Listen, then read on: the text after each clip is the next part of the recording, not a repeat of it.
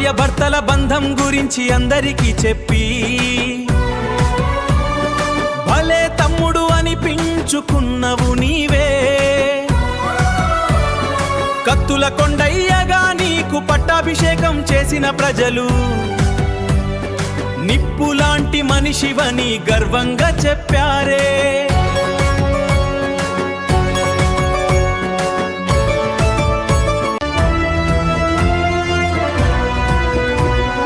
ఇల్లాలి తోడుగా సాగే ప్రయాణం, నవ్వుల పంటగా తమ్ముడి గెలుపు. కత్తుల కొండయ్యా